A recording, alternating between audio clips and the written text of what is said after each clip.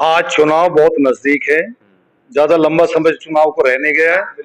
Congress party पूरे तरीके से मैदान में है, बिल्कुल सड़क पे है। कांग्रेस के एक एक कार्यकर्ता और पूरी 70 विधानसभाओं पर हम चुनाव लड़ रहे हैं, हमें इतना पता है।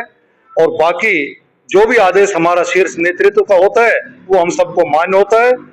बाकी आज के समय में पूरी दिल्ली की कांग्रेस एकजुट होकर पूरी दिल्ली की कांग्रेस का कार्यकर्ता सड़क पर उतरा हुआ है और 70 की 70 विधानसभाओं में हम चुनाव लड़ रहे हैं, मजबूती के साथ चुनाव लड़ रहे हैं और दिल्ली में फिर दोबारा से कांग्रेस की सरकार बनेगी, ये हम सबका प्रयास रहेगा। नमस्कार, आपका सभी का बहुत बहुत स्वागत अभिनंदन करेंगे। और इस वक्त हम छतरपुर विधानसभा में मौजूद है। हमारे साथ राजेंद्र सिंह तंवर जी है। पहले मैं स्वागत करता हूं सर, बहुत बहुत स्वागत अभिनंदन आपका। धन्यवाद आपके। राजेंद्र जी किसी परिचय के मोहताज नहीं है, क्योंकि कांग्रेस पार्टी की बात करें, लगातार कई वर्षों से कांग्रेस के साथ जुड़े हुए हैं, भिन्न भिन्न पदवी में रहे हैं और 10 साल काम भी किए हैं। क्षेत्रगत बात करें, अगर छतरपुर की बात करें तो यहीं पे पैदाइशी हैं। और छतरपुर एरिया के बारे में और इतिहास के बारे में जो भी पूछा जाए, मुझे लगता है कि राजेंद्र जी A to Z सारे शायद आपके पास सवाल के जवाब होंगे अभी। अवश्य अवश्य, क्योंकि हम यहीं पैदा हुए हैं और ये हमारा बहुत ही ऐतिहासिक गांव आज ये जहाँ बैठे हुए असोला फतेहपुर बेरी है जी जी। और पूरे छतरपुर विधानसभा में ही नहीं बल्कि पूरी दिल्ली में एक अलग ही पहचान इस एरिए की है। और हम तो क्योंकि यह जमीन से जुड़े हुए हैं, कांग्रेस पार्टी से जुड़े हुए हैं, समाज से जुड़े हुए हैं और जन समस्याओं को हर मंच पर हम उठाते भी रहे हैं। यहाँ के बारे में पूरे तरीके से हमें हर चीज के बारे में बारीकी से पता है। करेक्ट है। और सर जो बात कर रहे हैं कि जन समस्याओं के बारे में बात करेंगे, जन समस्याओं के बारे में बात करने से पूर्व मैं थोड़ा सा चुनाव के बारे में पूछूं, क्योंकि माहौल सर यही चल रहा है। समस्याएं तो लगातार, जब जमीन है, जब दिल्ली है, जब गली है, मोहल्ला है, तो समस्याएं तो सर रहती है। मगर इन दिनों दिल्ली में जिस प्रकार से सरगर्मी है और दिल्ली में जिस प्रकार से त्रिकोणीय श्रृंखला यानी कि ट्रायंगुलर सीरीज होता है, क्योंकि कांग्रेस जिस प्रकार से शीला सरकार के बाद सर कहीं ना कहीं अस्तित्व डामाडोल हो गई है दिल्ली में। अब आप बहुत पुराने नेता हैं, इस बार केजरीवाल मैदान में आना हो, चाहे बीजेपी कमर कस के किसी भी तरीके से हो, केजरीवाल को लपेटना हो, उनके सारे मुद्दे को डाउन करना हो, कैसे भी करके वो भी लगे हुए हैं। अब आपसे ही जानकारी लेंगे, कांग्रेस की स्थिति कैसे देख रहे हैं और क्या उम्मीद है इस बार कांग्रेस 70 के 70 विधानसभा में उम्मीदवार उतारने की विचार है, क्या है?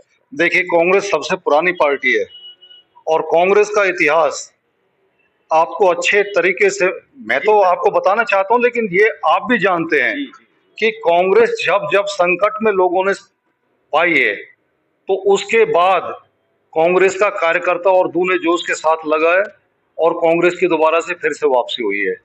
अभी 15 साल लगातार दिल्ली के अंदर श्रीमती शीला दीक्षित जी के नेतृत्व में कांग्रेस की सरकार रही और श्रीमती शीला दीक्षित की सरकार ने जिस तरीके से यहाँ दिल्ली वासियों के लिए, जो इनके विकास के लिए, हर तरीके से जन सेवा के लिए जितने भी बेहतर काम हो सकते थे उतने दिल्ली में किए। आज आप देखते हैं दिल्ली में चारों तरफ फ्लाईओवरों का जाल बिछ गया, मेट्रो, ये सब शीला दीक्षित जी की देन है। यातायात व्यवस्था, आज अगर शीला जी ये काम सारे नहीं करती तो दिल्ली जाम हो चुकी होती। और जब से शीला जी शासन हमारा कांग्रेस पार्टी का हटा है शीला जी के नेतृत्व में, उसके बाद चाहे किसी पार्टी की भी बागडोर रही हो, किसी पार्टी का भी शासन रहा हो, चाहे केंद्र में बीजेपी रही हो और दिल्ली में आम आदमी पार्टी सरकार, ये आदरणीय श्रीमती शीला दीक्षित जी के काम की आज तक रिपेयर भी नहीं करा पाए हैं। ये दिल्ली का दुर्भाग्य है और आज दिल्ली की जनता त्रस्त है। और चारों तरफ आप देख लीजिए, आप मेरी छतरपुर विधानसभा का याद में आपको पता है? छतरपुर विधानसभा में सर रहते हैं, बहुत पुराने हैं, पार्टी में नहीं रहे, ना सत्ता में रहे, ना पावर में रहे।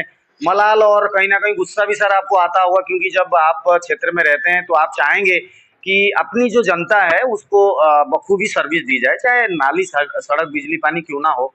मूलभूत सुविधा के बारे में थोड़ा सा पूछ लेते हैं सर। बिजली पानी की सुविधा कैसी है और सड़कें जो कह रहे हैं, नाली की सफाई एमसीडी में अभी आज की डेट में आम आदमी पार्टी रन कर रही है एमसीडी को। केंद्र सरकार, केंद्र शासित एरिया दिल्ली कह सकते हैं, इसमें केंद्र का कितना योगदान है, बीजेपी का कितना योगदान है, और इसके बावजूद दिल्ली में और छतरपुर विधानसभा में जहां पर रहते हैं निवास स्थल है, यहाँ पे किस प्रकार से आपको व्यवस्थाएं दिखती है? मैं थोड़ा जमीनी स्तर की बात पूछूंगा।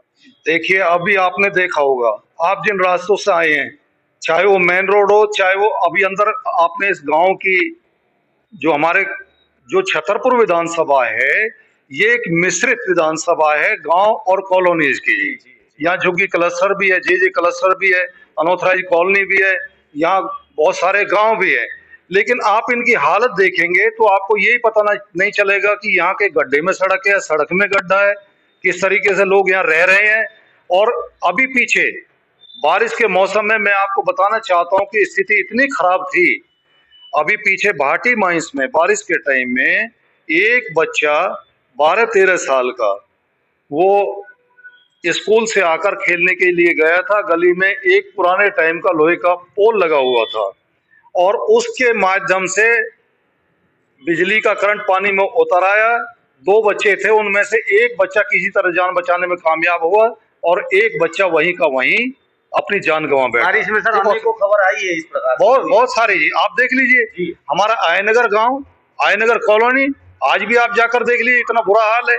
संडे मार्केट में वहाँ लोग, दुकानदार भी, ग्रामवासी भी, कॉलोनी वासी भी, वहाँ के हर व्यक्ति, छोटे छोटे बच्चे भी जो स्कूल भी नहीं जा पाते थे, कई फुट पानी भरा हुआ खड़ा रहता था, वहाँ आना जाना बिल्कुल बंद था। इसी तरीके से मेन रोड की हालत, हमारा मांडी जौनापुर रोड सुल्तानपुर के सामने से, वो ऐसा लगता ही नहीं था कहीं आप दिल्ली में बैठे हैं। चाहे हमारा और कोई भी आप गांव देख लीजिए अंदर से, आज भी फतेहपुर बेरी गांव देख लीजिए, फतेहपुर बेरी से जो जौनापुर के लिए जो हमारा लिंक मार्ग है, आज भी उस पर इतना गंदा पानी खड़ा हुआ है कि आप निकल नहीं सकते। अभी पीछे यहाँ बारिश आई, हमारे एक बरसाती नाला है, बहुत बड़ा नाला है, सदियों पुराना नाला है, और उस नाले की आज यहाँ पर हालात देखिए, गंदगी के ढेर है, नाला सारा चौक हुआ पड़ा है, पानी निकासी की कोई व्यवस्था नहीं है। और बारिश के टाइम में जो हमारे यहाँ हरिजन बस्ती और वाल्मीकि बस्ती है, वहाँ 5 से 6 फुट लोगों के मकानों के अंदर पानी था, कम से कम 1000 मकानों के अंदर पानी। और वहां पर लोग किस तरीके से रह रहे थे, उन्हें यह भी पता नहीं चला। रात में निकासी को कोई साधन नहीं है, और प्रशासन शासन की तरफ से और ना ही कोई जनप्रतिनिधि उनके पास पहुंच पाया। सुबह के 6 बजे मुझे बड़ी चिंता हुई कि बारिश तेज है और पता नहीं हमारे यहाँ हरिजन बस्ती और वाल्मीकि बस्ती के लोग किस तरीके से, किस हालत में रहे होंगे। जब मैं वहां उनके बीच गया तो मैं खुद 5 फुट पानी के अंदर खड़ा हुआ था। आप ये समझ सकते हैं कि उसके बाद भी अगर वो पानी किसी तरीके से हमने प्रयास करके निकलवाने की कोशिश करी तो उसके काफी दिन बाद तक भी वहां से गंध नहीं हटी, मच्छर पैदा हो गए, बीमारियां फैली, और आज पूरे इलाके में आप देख लीजिए डेंगू, मलेरिया, वायरल, कितनी सारी बीमारियां मच्छरों से पैदा। बिल्कुल बिल्कुल, ये पूरी दिल्ली में लगभग बारिश और रेनी डे में लगातार कई वर्षों से ये शिकायतें आ रही है, और यहाँ पर कोई अछूत नहीं है छतरपुर विधानसभा में उसी प्रकार, क्योंकि राजेंद्र जी जो है बहुत पुराना यहाँ पर कांग्रेस के कार्यकर्ता, नेता, गांव के बेटे, कुछ भी कह सकते हैं। तो इनको बड़ा दुख हो रहा है, कष्ट हो रहा है, ये तमाम सारे मुद्दे और शिकायतों का ये लड़ी लगा दे रहे हैं। सर आपको क्या लगता है, दिल्ली एक भारत की राजधानी होने के नाते बीजेपी को सेंटर चलाते हुए कई वर्ष हो गया, कितना उनका इनिशिएटिव रहा इस पे? केजरीवाल जी जिस प्रकार से वादे करते हैं, क्या उन्होंने जिस तर्ज पर काम किया, जितने स्पीड में काम किया, जो भी आइडियाज के साथ वो आए, क्या वो फलप्रद कर पाए जमीनी स्तर पर? उनके कामकाज को ओवरऑल क्या देखते हैं, किस तरीके से बयान करेंगे? जहां तक आपने जमीनी स्तर पर कार्य की बात करी, इन लोगों के तो आपस में झगड़े समाप्त नहीं होते। हाँ जी, हाँ, ये एक तरफ केंद्र सरकार, दूसरी तरफ दिल्ली सरकार, बीजेपी कहना चाहती है या संदेश देना चाहती है जनता को कि हम सुपर पावर हम रखते हैं और दिल्ली के बादशाह हम ही हैं। तो दूसरी तरफ आम आदमी पार्टी की सरकार है, और आम आदमी पार्टी की सरकार किस तरीके से आई, केजरीवाल जी ने किस तरीके से झूठे वायदे कर कर यहाँ लोगों को झूठे सपने दिखाए, और वो कोई सपना वो पूरा भी नहीं कर पाए। आप बिजली की बात आप देख लीजिए, पहले वो कहते थे कि 200 यूनिट तक हम बिजली माफ करेंगे, कोई बिल नहीं देना पड़ेगा, पानी बिल्कुल फ्री करेंगे।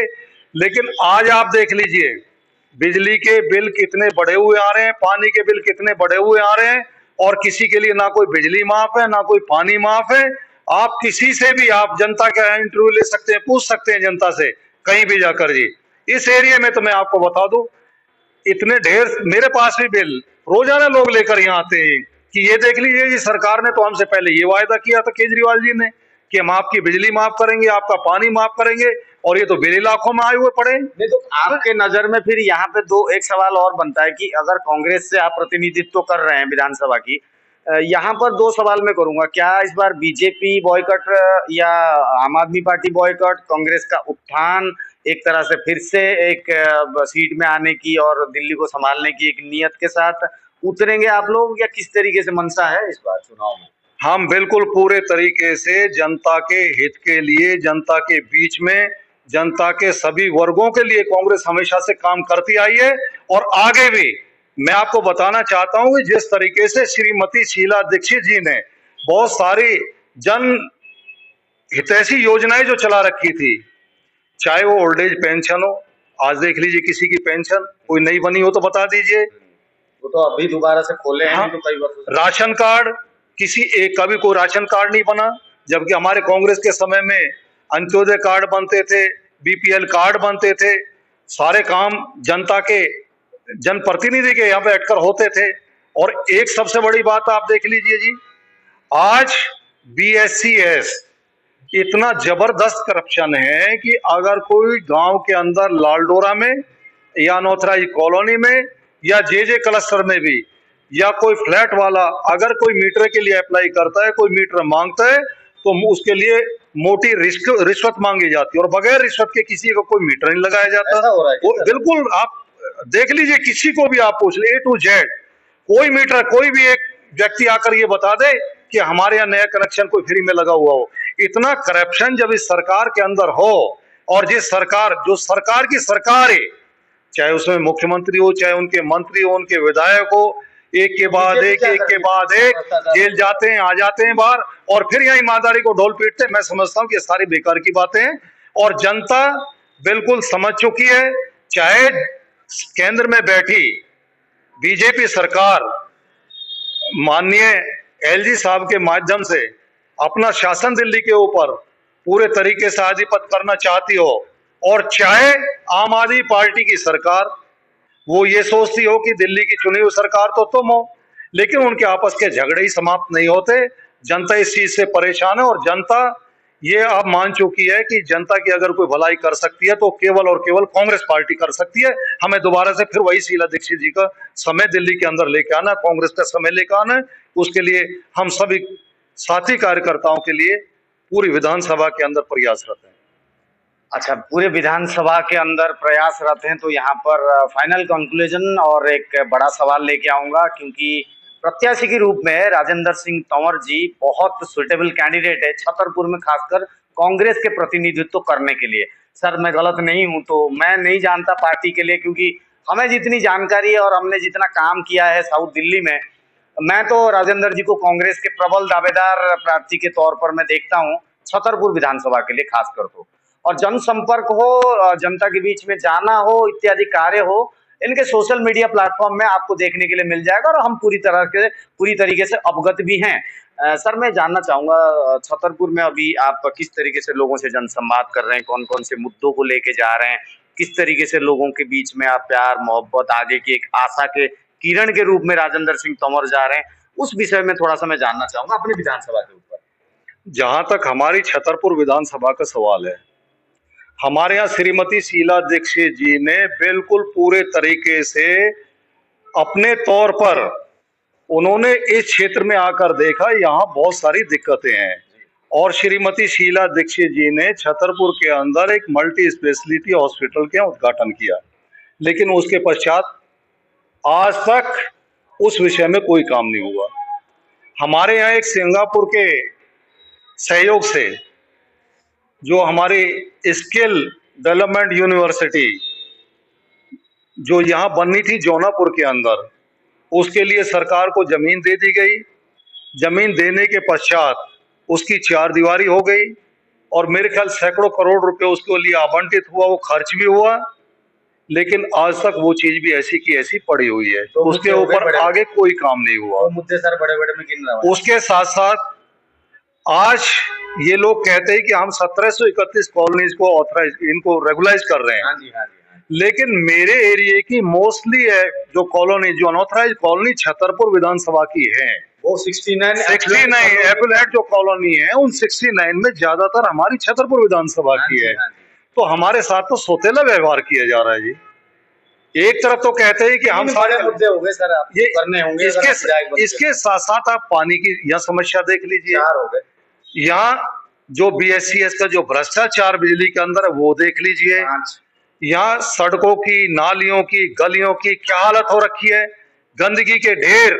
हमारा छतरपुर हमारा बहुत बड़ा, हमारा विधानसभा का हेडक्वार्टर है, और छतरपुर की हालत आप देख लीजिए। वहाँ मेन रोड पर आप आएंगे तो आप कूड़े के ढेर मिलेंगे। जब आप जनसंवाद करने के लिए जा रहे हैं तो लोग आपको किस तरीके से आक्रोशित मिल रहे हैं, और पार्टियों को गालियां देते हुए मिल रहे हैं, या आपसे उम्मीद लगाए बैठे हुए कि भाई आप अगर विधायक बनते तो आप हमारे ये समस्याओं को हल करेंगे? किस तरीके से? निश्चित तौर पर लोग इतना बुरा बोलते हैं बीजेपी और आम आदमी के पार्टी के प्रति। उनके जनप्रतिनिधियों ने यहाँ पर कोई ऐसा डेवलपमेंट का काम नहीं किया। इवन साफ सफाई तक भी आप देख लीजिए जी, गंदगी के ढेर लगे पड़े हैं जी। चाहे हमारा छतरपुर हो, फतेहपुर बेरी हो, हमारा सैलदाजाब, नेपसराय, मैदानगढ़ी, चाहे हमारा आय नगर हो, घटोरनी हो, भाटी माइस की हालात आप जाकर देख लीजिए। मैं आपको ये थोड़ा सा बताना चाहता हूं कि मैंने केवल और केवल कांग्रेस पार्टी की राजनीति की है। सन 1977 से लेकर आज तक 77 से जुड़े हुए 77 कांग्रेसी तो हम लोग पहले से ही थे, लेकिन बिल्कुल जो आधिकारिक तौर पर 1977 में जब मैं कॉलेज में पढ़ता था तो सबसे पहले मैंने अपनी NSUI की वहां पर सदस्यता ग्रहण की। अच्छा। उसके बाद यूथ कांग्रेस, कांग्रेस सेवा दल, किसान कांग्रेस, मैन कांग्रेस, और सब जगह महत्वपूर्ण जिम्मेदारियां पार्टी की तरफ से हम लोगों को दी जाती रही हैं। पार्टी की तरफ से कोई कमी नहीं छोड़ी गई। पार्टी की तरफ से हमें बहुत सारे मौके भी मिले। इवन दिल्ली सरकार के महत्वपूर्ण विभाग में शीला दीक्षित जी के साथ मुझे काम करने, एज ए चेयरमैन मुझे काम करने का मौका मिला। यहाँ से कुछ दिन के लिए, कुछ समय के लिए मुझे यहाँ की जनता का आशीर्वाद मिला, और यहाँ से मैं निगम पार्षद भी रहा। अच्छा, लेकिन उस थोड़े से समय में ही जितना काम हम लोगों ने यहाँ करके दिखाया कांग्रेस पार्टी के नेतृत्व में, आज तक आप देख भी सकते हैं, जनता से पूछ भी सकते हैं कि अब के जनप्रतिनिधियों ने क्या किया है। आज आप देख लीजिए पूरी दिल्ली के अंदर हमारे दिल्ली प्रदेश कांग्रेस कमेटी के आदरणीय अध्यक्ष श्री देवेंद्र यादव जी के नेतृत्व में पूरी दिल्ली के अंदर हम अपनी न्याय यात्रा निकाल रहे हैं, और दिल्ली के लोगों की जो अपनी, उनकी जो समस्याएं हैं, उनकी जो दिक्कतें इस पीरियड में रही हैं, वो किस तरीके से बीजेपी और आम आदमी पार्टी से नाराज है, वो खुलकर सामने आ रहे हैं। और पूरी दिल्ली के अंदर पूरा जन सैलाब आज हमारे आदरणीय अध्यक्ष श्री देवेंद्र यादव जी के साथ पदयात्राओं में है, और लोग कह रहे हैं कि कांग्रेस ही दिल्ली का भला कर सकती है, कांग्रेस ही दिल्ली को अच्छे तरीके से चला सकती है। तो इसलिए हमारी विधानसभा में भी विशेषकर अब ये लोगों का मानना है कि यहाँ चाहे कोई दल बदल ले, इधर से उधर हो जाए, उन चीजों से कोई फर्क नहीं पड़ता। चेहरे वो के वही हैं, उनकी सोच में कहीं कोई फर्क नहीं है। हम अपनी जगह जहां थे वही हैं। आना मुख्य उद्देश्य है। मुख्य उद्देश्य हमें जनता की सेवा करने का है, और जनता की सेवा पार्टी और जनता जिस तरीके से अपना आशीर्वाद हमारे यहाँ कांग्रेस पार्टी के रूप में जिस किसी को भी देगी, हम हर तरीके से अपनी पार्टी को मजबूत करने का काम करेंगे।